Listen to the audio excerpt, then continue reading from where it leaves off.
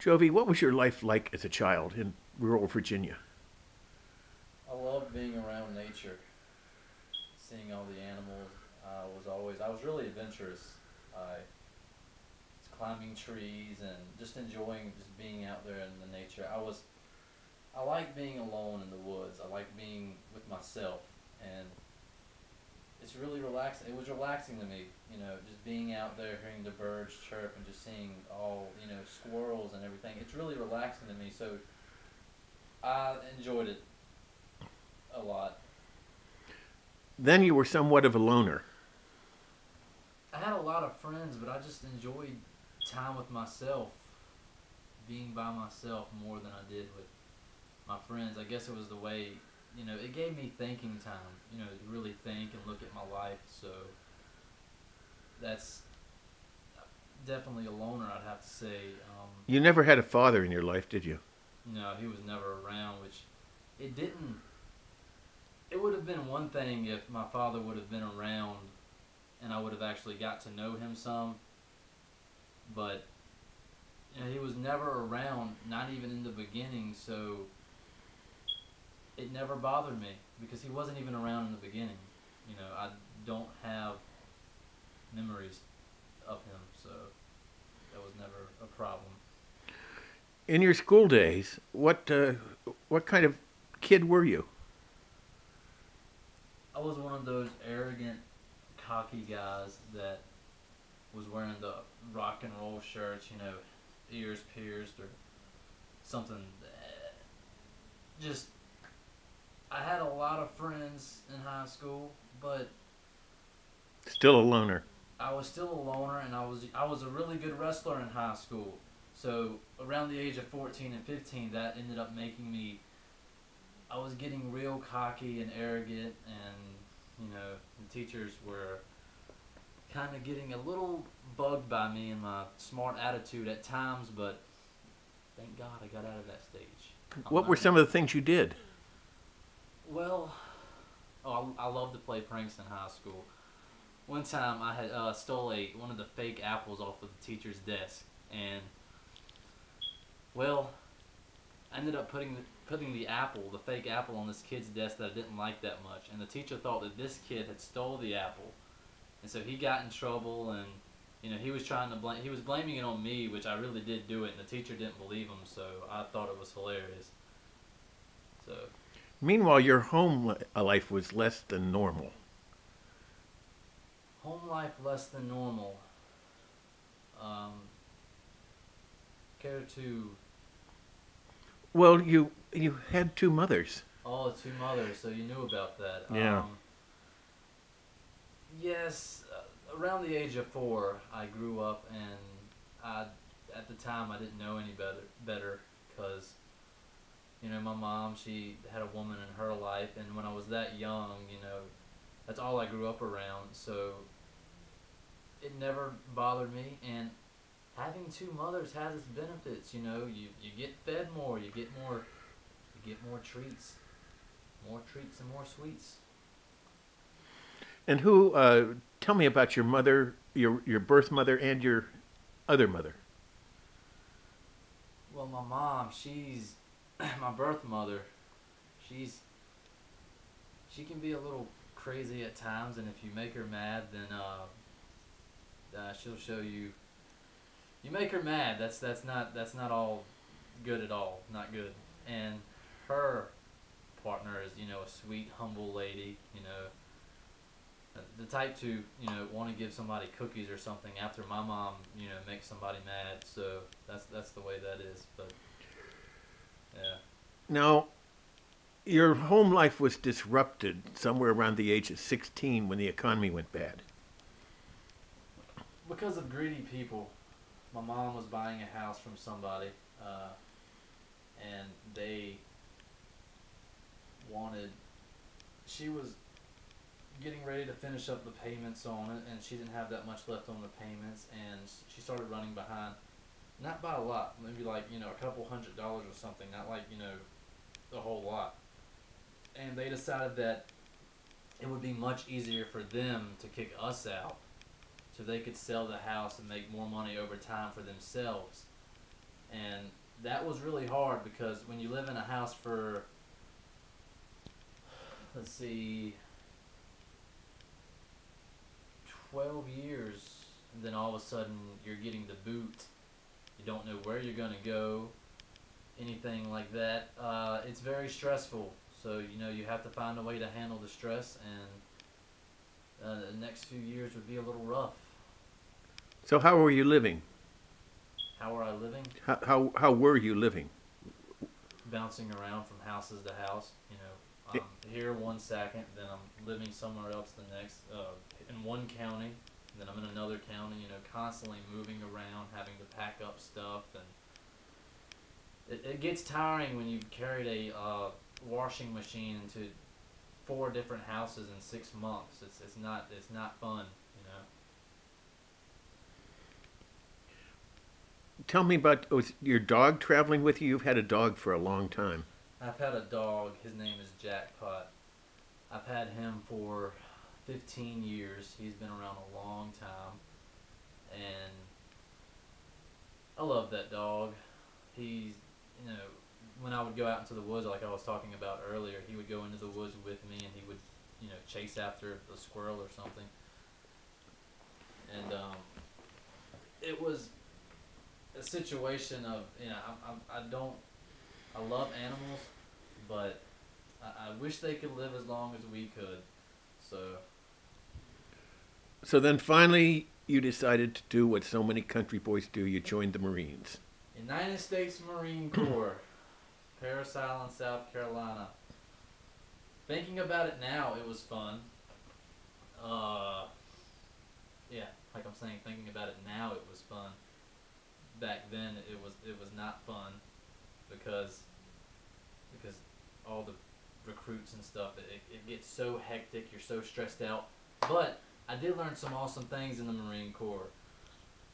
Um, let's see.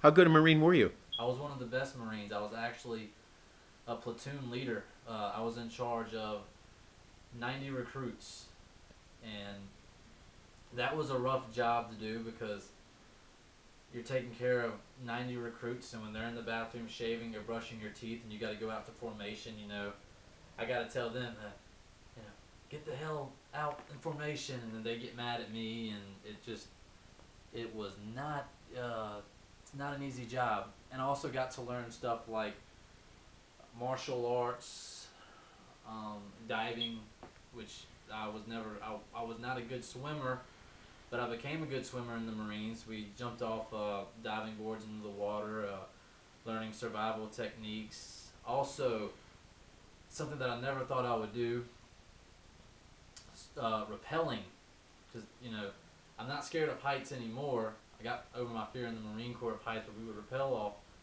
the rappel tower, which was about close to 100 feet, and that got me over a lot of fears. But it, yeah, What made you leave the Marine Corps? I wanted to be an actor, and so You hadn't told people about this no, much no, before, but nobody, you had always wanted to be an actor. yeah, nobody knew I wanted to be an actor because I kept it, pretty much to myself. Is that because you were a jock in a small town? I was a wrestler, one of the best wrestlers. When you're a wrestler and you're on the wrestling team, you don't suddenly, decide, well, I'm gonna leave the wrestling team and I'm gonna go do drama. You don't decide that because they look at you like, you're gonna go do drama. You're a wrestler. Well, what happened? How did the Marine Corps look at you when you told them? The Marine Corps, the commander, he flipped out on me. He said some swear words that I cannot use in this video, and he He had big plans for you, didn't he? yes, I was getting ready to go into a special Marine training, and I think that's why they had it was such a big problem. But I told him, I said I wanted to be an actor, and he thought, he was like, oh, Broadway, Hollywood, who gives a about that? And I'm like, well, sir, I want to be an actor. And long story short, that's I ended up leaving, and the best choice I made, in my opinion. So you left and you got into the local movie making scene. Indie filmmaking. Tell me Yes. all about it. Okay. In rural Virginia, what kind of indie filmmaking is there? Well, it's not like Hollywood filmmaking, of course, but we I'd done a movie called Invasion of the Killer Cicadas. And you played what? I played the killer bug. I had to dress up in a really tight bug suit, and apparently I was the only guy who was gonna look good in the bug suit or something, and then this cheap mask. And So killer bugs wear spandex. killer bugs do wear spandex. It's true. They get it at the bug store. But I I was the mascot of that movie, and I was the lead bug, and I love meeting people and stuff, but I don't have the scratch or the drive to be a killer bug anymore. Why? It's just I don't. Unless, of course, the movie costs more than $12. Yeah, yeah, definitely. It costs more than $5, but So how you were getting depressed again because you couldn't see your career going anywhere, and then what happened? You were having a premiere of your movie. I was having a premiere of the movie, and the night before, and the night before, I had drank a little, too much gin. Uh, but luckily I didn't have a hangover. I was actually I was getting kind of sad, and then the night before my premiere, I ended up I had met a guy in Hollywood who had been in the business for over 40 years, and he I invited him to come to the premiere. And I was excited. I was like, "Oh yes, he's gonna see me in action on the big screen." And well, it didn't turn out the way I wanted it to. I was so happy for this guy to see me on the big screen in a theater. So he's over there, munching on his popcorn, and the movie ends, and I'm like, "Hey, what you think about the movie?" It was the worst piece of crap I ever seen. Well, was it? Uh, yes. So this guy offered to help you anyhow. Yes, he decided to help me in many ways, the business ways, acting ways, learning all sorts of things about the entertainment industry. And one of the advantages to being an old Hollywood pro is that you know other old Hollywood pros, isn't it? Works very well. Get a lot of connections from it too. So you have a lot of people. You're going to go to Hollywood soon, and there's a lot of people sort of waiting to see you, aren't there? Yes. You, Well, I look you, forward to. Yeah, I've made quite a few friends out there too so far, and I look forward to meeting them all. It's going to be fun. so how soon do you expect to be in L.A.?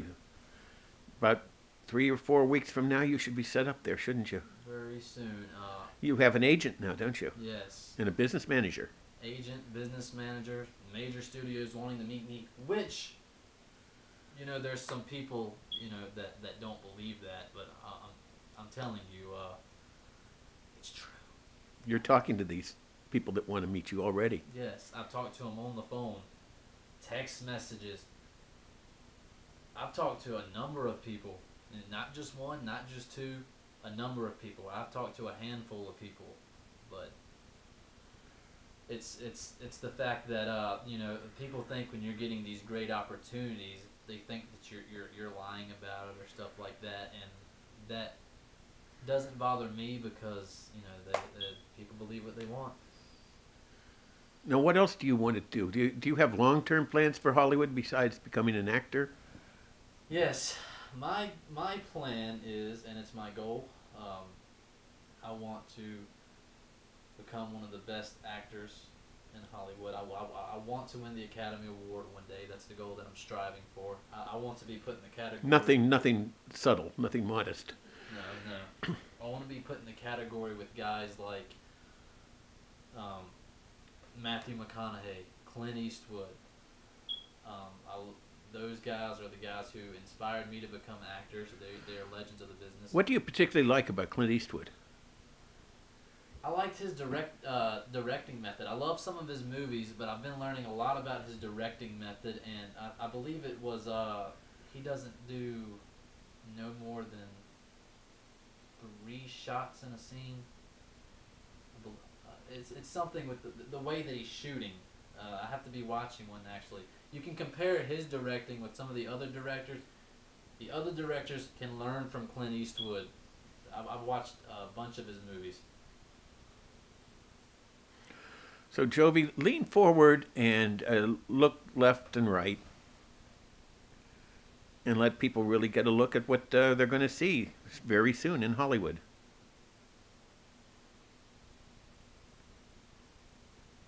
Now, smile into the camera.